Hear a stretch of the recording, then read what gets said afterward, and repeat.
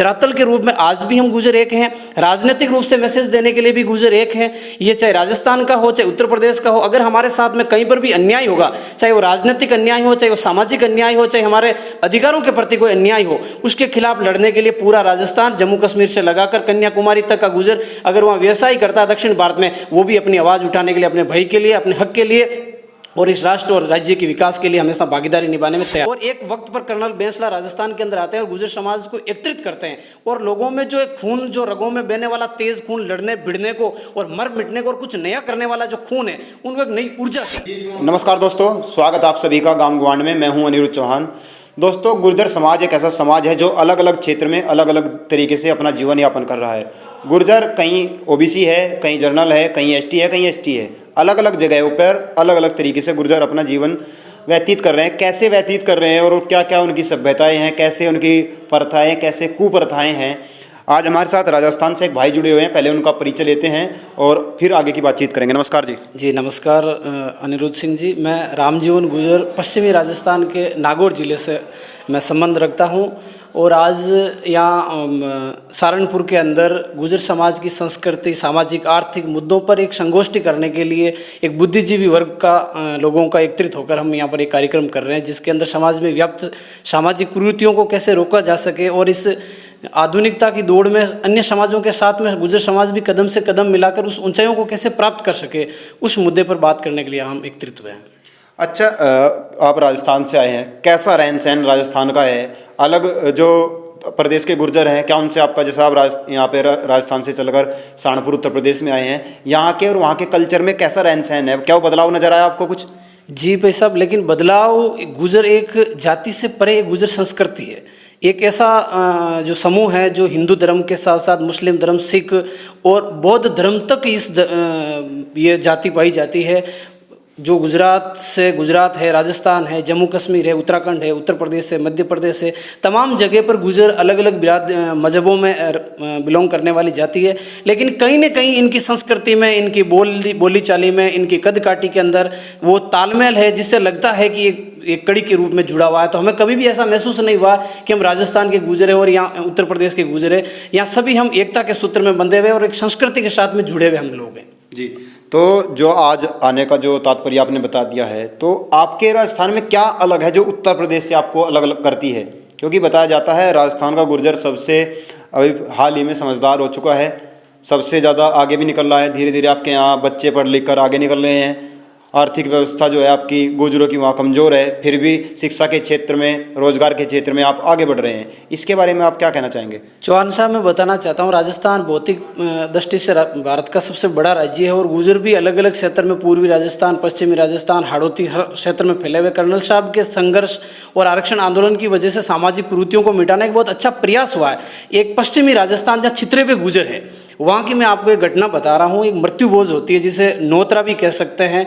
एक बहुत बड़ा कार्यक्रम होता है हमारे वहाँ पर, मृत्यु के जस्ट तीसरे दिन से शुरू होकर अगले 13 दिन तक चलता है। वो पूर्वी राजस्थान के अंदर जहाँ कर्नल बैंसला ने अपनी इस ज़मीन पर लड़ाई लड़ी है, उस जगह पर इतने रूप में नहीं है, लेकिन हमारे पश्चिमी राजस्थान के अंदर एक मृत्यु भोज बहुत विशाल रूप में होता है, जहाँ पर लोगों की ज़मीनें बिक जाती है, 10 लाख रुपये तक खर्च होते हैं और 12 दिन तक ये जो अमल, तिजारा और अफीम जैसी प्रथाएं होती है, 5-5 पकवान किए जाते हैं, पूरे गाँव के गाँव जिमते हैं और उनके अंदर आदमी की आर्थिक दृष्टि की ओर ध्यान नहीं देते। समाज के पंच पटेल और जो शिक्षित लोग होते हैं, उनको तो जो मृत्यु हो गई, उसकी उम्र चाहे 40 साल है, चाहे 50 साल है, उसके पीछे ये मृत्युभोज करना, और मृत्युभोज एक ऐसा कलंक बन गया है कि हम जहाँ शिक्षा की ओर आगे बढ़ने चाहिए थे, उस ओर आगे नहीं बढ़कर इस पर बहुत ज़्यादा खर्चा कर रहे हैं। तो मैं आज वहाँ पश्चिमी राजस्थान के अंदर, जहाँ ये नागौर पट्टी या जोधपुर पट्टी का क्षेत्र आ जाता है, जहाँ एक गुर्जर बहुल्य क्षेत्र है, वहाँ पर ये मृत्युभोज बहुत विकराल रूप के अंदर है। तो मैं वहाँ पर यूथ की मीटिंग भी लेता हूँ, जगह जगह लोगों को शपथ भी दिलाता हूँ और इनके बारे में बताने का प्रयास भी करता हूँ। हमारी टीम है पूरी, मैं अकेला भी नहीं हूँ, सभी लोग सामूहिक रूप से प्रयास कर रहे हैं कि मृत्युभोज बंद हो और समाज के पैसे जो ये अफवाह हो रहे हैं, फालतू के अंदर खर्च हो रहे हैं, ये कहीं ना कहीं शिक्षा के अंदर, बालिका शिक्षा के अंदर, छात्रावास के अंदर अगर खर्च हो तो कर्नल बैंसला का हकीकत का जो समाज है, जो सपनों का समाज है, वो पूरे राजस्थान में देखा जा सके। अच्छा, कर्नल साहब ने पूरे राजस्थान के लिए आंदोलन किया, लेकिन पूरा देश का गुर्जर उसके साथ, उस आंदोलन के साथ जुड़ गया। 72 भाई वहाँ शहीद हो गए, गुर्जर बताए जाते हैं, वहाँ 72 शहीद हुए। हरियाणा में भी 2 शहीद हो गए। तो उसके बाद कर्नल साहब पूरे देश के नेता बन गए। लेकिन अब समय ये आ गया है कि गुर्जर दोबारा फिर फटते जा रहे हैं। क्या कारण आपको इसके पीछे नजर आते हैं? देखो अनिरुद्ध भाई साहब, ये अपन गुर्जर समाज जो इतिहास के अंदर अगर हम पीछे लौट कर देखें तो ये एक ऐसा समाज रहा है जिन्होंने इस भारत की अखंडता और की रक्षा की है। सीमा अरबों से मुकाबला किया है, मुगलों से इन्होंने मुकाबला किया है, अंग्रेज़ों से इन्होंने लोहा लिया है। तो कहीं न कहीं सरकार की नीतियों की वजह से या कोई भौगोलिक परिस्थितियों की वजह से समाज कुछ समय पीछे चला गया। और उसके साथ साथ में राजस्थान के साथ में जम्मू कश्मीर से लगाकर तमाम जो देश के गुर्जर है वो बेंसला की धुन में, बेंसला की आवाज़ के अंदर साथ में मिल गया और एकता के सूत्र में बंध गया। और मैं आपको बताना चाहता हूँ, बेंसला साहब भले ही आज हमारे बीच में नहीं हैं, लेकिन उनके विचार हमारे बीच में हैं। ये मीडिया और ये सोशल मीडिया के माध्यम से हमें दो फाड़ करने का अगर कोई ऐसा मैसेज करता है, ऐसा कोई भी नहीं है। मेरा अंतिम सवाल ये है, क्या गुर्जर समाज का कोई ऐसा नेता है जो अब इनकी अगुवाई कर सके? जैसे राजस्थान में कर्नल कोडी सिंह बैसला जी ने आगे लेके चले पूरे गुर्जर समाज को एक सूत्र में पिरोने का जो उन्होंने कार्य किया। क्या आपको नज़र आता है कोई ऐसा नेता? क्योंकि सचिन पायलट का नाम बार बार सामने आता है। सचिन पायलट हालांकि कांग्रेस में हैं, लेकिन बार बार उन्हीं का नाम आता है कि अब ऐसा नेता अगर कोई है तो सचिन पायलट है। बस ये मेरा अंतिम सवाल है।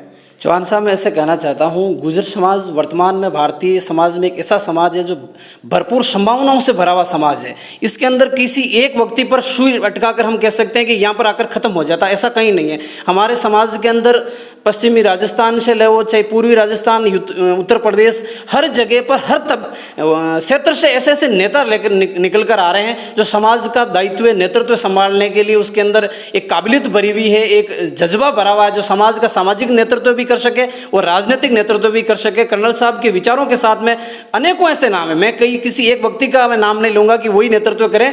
अनेकों ऐसे लोग हैं जो इस समाज का नेतृत्व भी कर सकते हैं सामाजिक और राजनीतिक रूप से, क्योंकि एक संभावनाओं से भरा हुआ समाज है और आने वाला भविष्य समाज का बहुत अच्छा होगा अगर कर्नल साहब के विचारों पर चलेंगे। हम सब जगह एक जगह बैठेंगे, हमारी सामाजिक कुरीतियों के ऊपर हम प्रतिबंध लगाएंगे और एक शिक्षा की ओर, एक वैज्ञानिक सोच की ओर अगर हम आगे बढ़ेंगे तो क्यों न हमारा भविष्य सुनहरा होगा। जी जी, बहुत बहुत धन्यवाद। अभी आपने भाई साहब को सुना और राजस्थान में जो आज तक की कुप्रथाएं हैं धीरे धीरे उन पर रोक लग रही हैं।